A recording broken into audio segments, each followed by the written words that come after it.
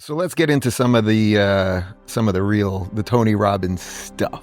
The real Tony Robbins stuff. Well, you've been a huge influence. You've been an influence on me, but you've been an influence on many, I've told you privately, many of my family members, and helping my brother-in-law get through back pain and a whole bunch of stuff. But what do you think most people are sort of stuck on first? Like, what do you find generally when people come to your shows or when they reach out to you or say hi to you at the mall? What is like the first thing that most people seem to be hung up on before they can start moving forward in life? I think most people have had dreams and goals in their life, and they've had, obviously, as all of us have, plenty of disappointments because, you want to make God laugh, tell her your plans. Yeah, right? exactly. But if the person that persists and keeps going can eventually break through. Like all the studies show that pessimists are much more accurate about their performance than optimists, much more accurate. But optimists are much more successful because they overvalue. They think they did better than they did, so they're willing to try it again. Right. They believe it'll happen. And that persistence is what makes things work. So I think the thing that stops people, whether it's in their relationship or whether it's their business or their career or their body, is the disappointments of the past. And so what really shows up is fear. The fear of failure, the fear of success, the fear of rejection, the fear of the unknown. There's so many fears, but they all come down to two fears that everybody has. We're all afraid we're not enough in some context. Not rich enough, smart enough, young enough, old enough, wise enough, funny enough, whatever it is, attractive enough. Especially if we have that fear that we're not enough for someone we really want that love from. And the deepest fear is that if I'm not enough, I won't be loved. And love is the oxygen of life. I know it sounds corny, but if a baby is born and you don't give them physical love, they get what's called failure to thrive syndrome. They actually physically die. Yeah. Love is our evolutionary advantage. It's what makes us survive.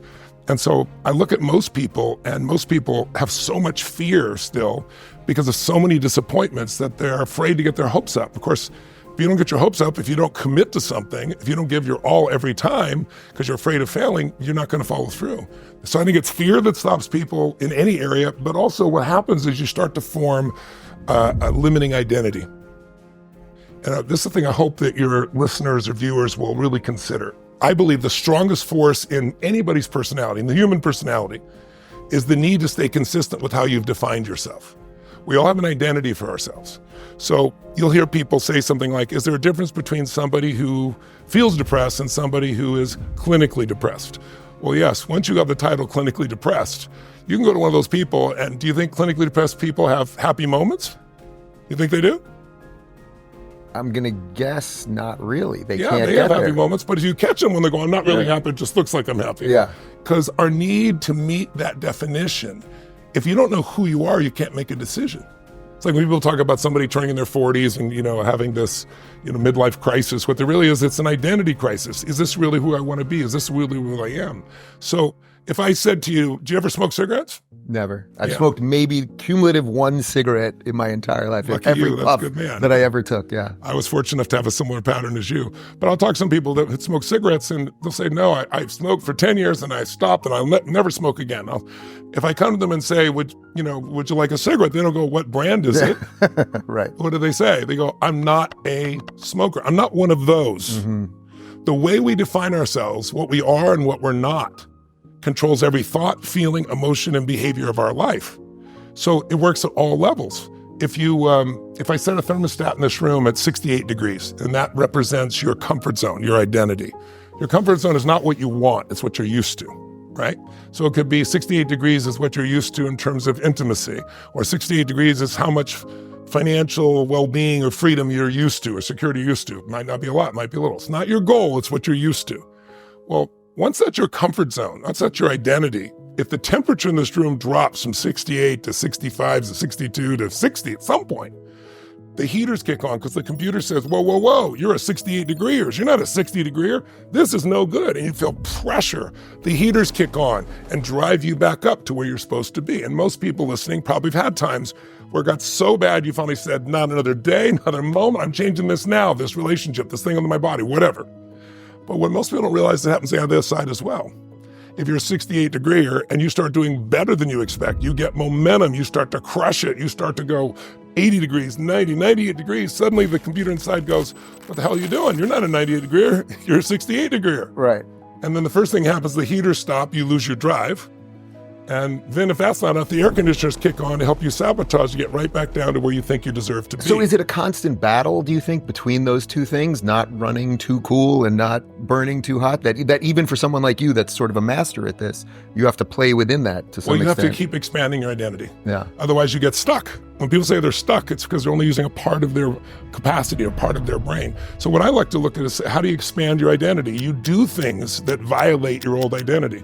That's why I do a firewalk, or we took people skydiving. Yeah. It's like, if I get myself to do that thing I once thought was difficult or impossible, my brain goes, then what else can I really do that seemed to be difficult or impossible? For me, I remember when I was 16 years old, just about turned 17, and I had 4 different fathers, and my mom was a volatile person, great human being, but when she mixed prescription drugs with alcohol, it was pretty painful and disastrous. So I remember she kicked out another one of my fathers, and then she decided one night that Christmas Eve that I was on my father's side, and so she kicked me out. My dad went back to Chicago on his own. He didn't know I got kicked out.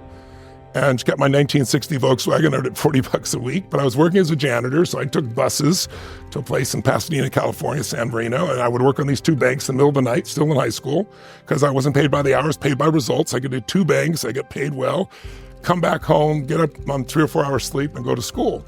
Well, I would take buses. Well, one night I finished at 2 in.the.morning, and I go out and I'm waiting for the bus on this main avenue, and it's 2 a.m, there's no cars, and I'm waiting, and 2:15 and 2:30, and right around 2:30, somewhere in that range, a car drives by, rolls down his window, goes, "Hey buddy, didn't you know there's a bus strike?" And I'm like, "A bus strike?" You've been working hard. I'm working my guts. I don't have anybody I can call. I don't have anybody who can pick me up. Everything got stuff, and I'm about 16, 17 miles from home.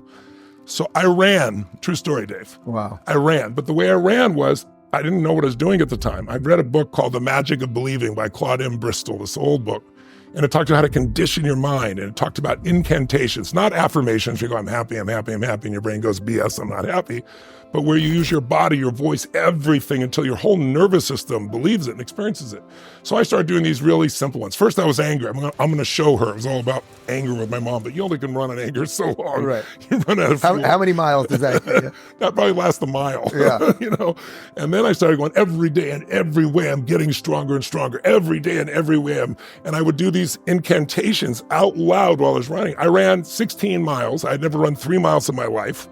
I was beat up, as you might imagine, completely. I had shin splints and everything else. But I found a part of myself that I still use to this day. I found this identity that will not stop, that will find the way, that will push through.